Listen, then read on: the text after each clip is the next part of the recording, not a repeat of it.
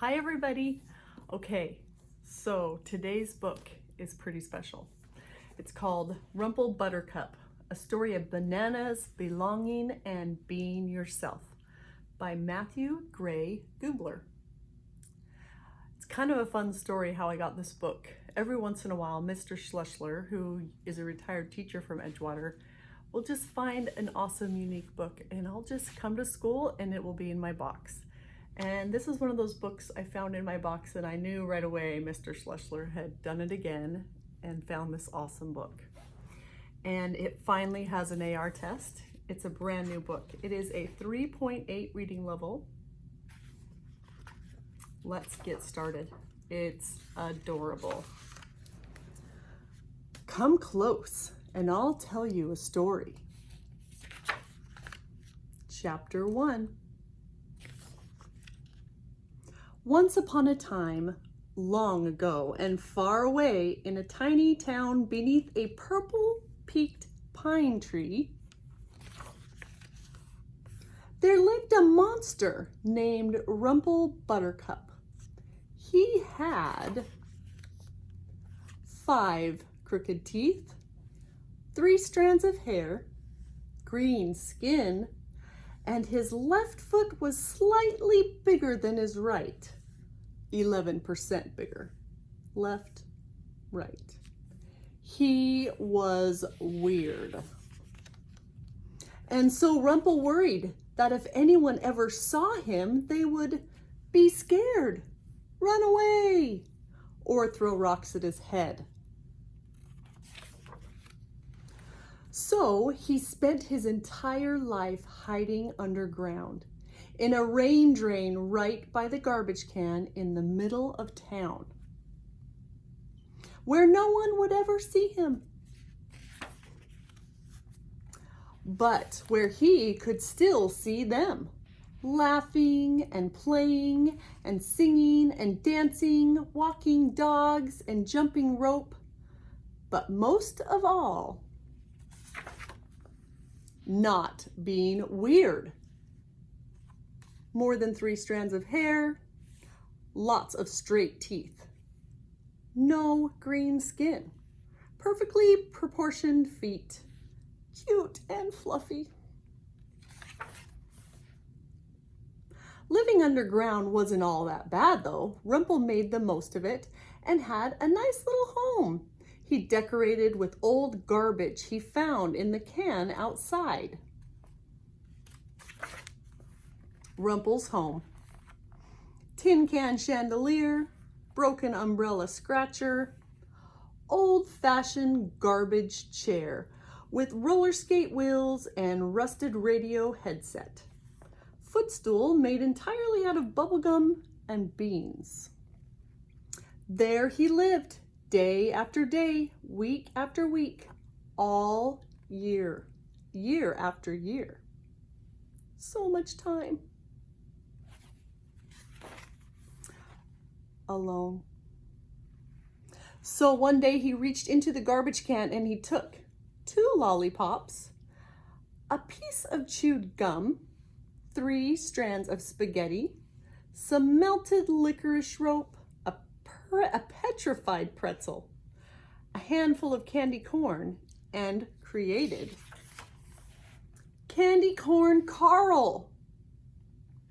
Even though he was just a bunch of old candy that Rumple had glued to the wall, Candy Corn Carl was Rumple's best friend in the world, and Rumple would talk to him for hours a day. "What have you been up to, Carl?" But Carl never replied. "Okay, well, hang in there, Carl." Get it? Hang in there? 'Cause you're hung on the wall. If Carl was a real, he probably would have liked that joke, but since he was a bunch of candy stuck to a wall, he just stared. When Rumple wasn't building stuff out of garbage or talking to Carl, he would listen to the voices above ground and he would pretend they were talking to him. With his eyes shut really tight, it was as if he was part of all the fun happening above. "Can anyone find my cat out of the tree? Get my cat out of the tree?" I can. Wow, those are some great dance moves. Thanks. Hang in there, I said to him. He's imagining that he is a stand-up comedian. But when he opened his eyes, he would remember that it was all just a dream and no one was ever talking to him. Sometimes at night, if the moon wasn't too bright and if Rumple was feeling adventurous, he would go above ground with the help of a very simple disguise. Rumple's above ground disguise instructions. Step 1, get a banana peel out of the garbage. Step 2, put it on your head. Step 3, close eyes.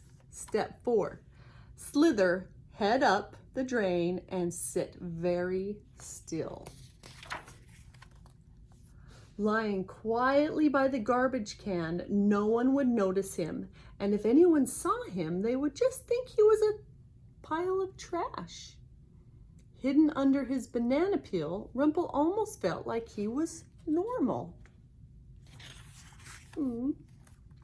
Year after year, with his eyes shut tight, he would feel the breeze of the changing seasons. In October, he could hear the crunching leaves and almost taste the apple cider. In December, he would hum along with passing carolers, fa-la-la-la. And in July, he could imagine the beautiful fireworks. But at the end of each night, he was always reminded that he was still all alone. Chapter 2. The leaves were turning green, which meant that Rumple's favorite day was fast approaching. The annual Pajama Jam Cotton Candy Pancake Parade.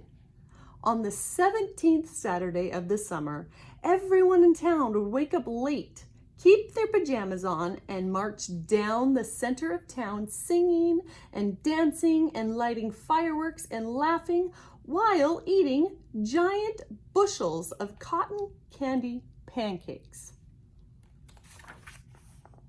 Rumple loved this day most of all because it was the one day of the year that he could actually go out in daylight. With all of the noise and commotion, no one would even notice him. As long as he had his disguise. After a whole year of waiting, the day was almost here. The big day. The night before, Rumple was so excited he could hardly sleep. He woke up early the next morning, brushed his 5 crooked teeth, combed his 3 wispy hairs, and slowly, carefully slithered his long green hand up the drain to find a banana peel. But the garbage can was empty. Top view of the garbage can. Nothing. Except gum stains. There was no banana peel.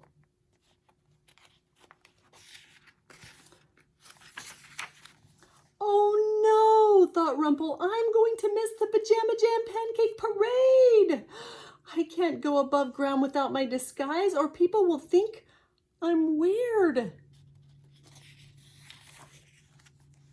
So he lowered his head and he cried and cried and cried some more.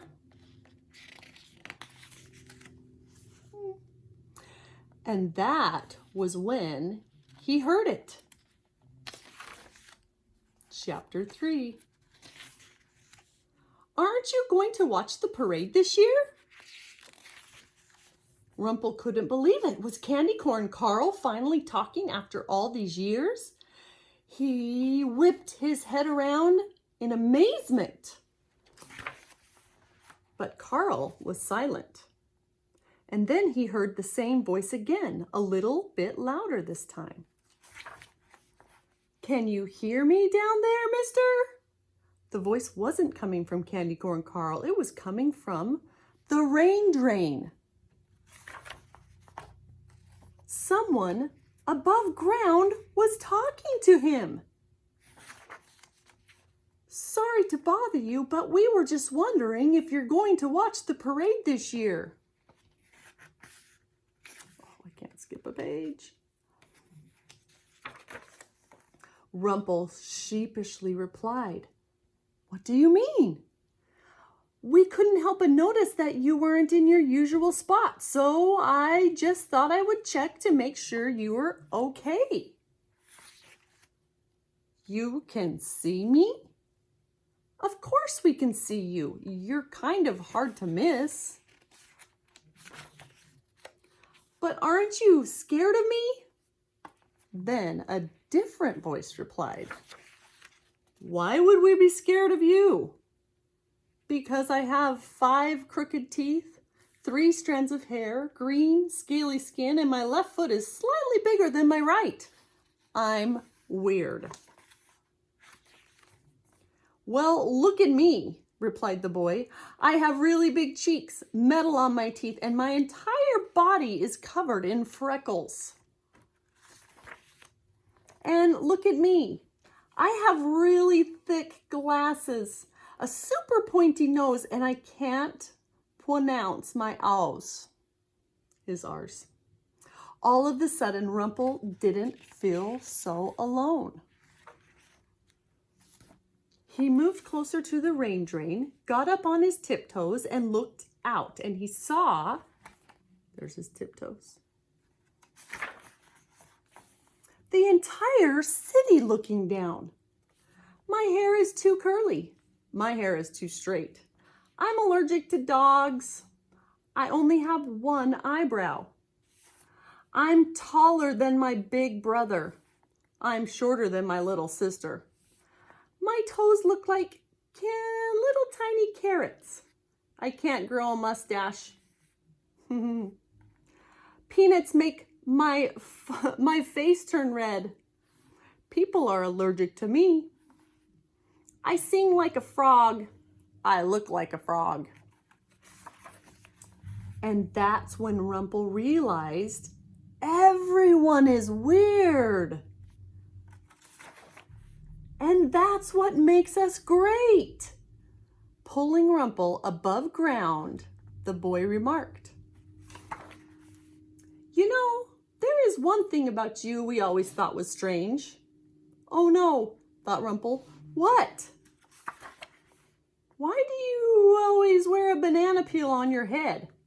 And Rumple just smiled. All this time, they could see him after all, and nobody cared that he had 5 crooked teeth, 3 strands of hair, green scaly skin, or even a banana peel on his head. And the town was so happy their new friend had decided to join them above ground, they insisted he lead the parade from on top of the highest float, the 75th annual Pajama Jam. High up there above ground, way higher than he had ever been before, Rumple could feel the wind in his 3 strands of hair. Wind. He could taste the cotton candy pancakes in his 5 crooked teeth. Sun. And he could finally feel the warm, welcoming sun beating down on his green, scaly skin. But the warmest feeling of all he felt on the inside. Knowing he was surrounded by all his new friends, who all wore banana peels on their heads in honor of their newest friend, Rumple Buttercup. The end. Wasn't that awesome?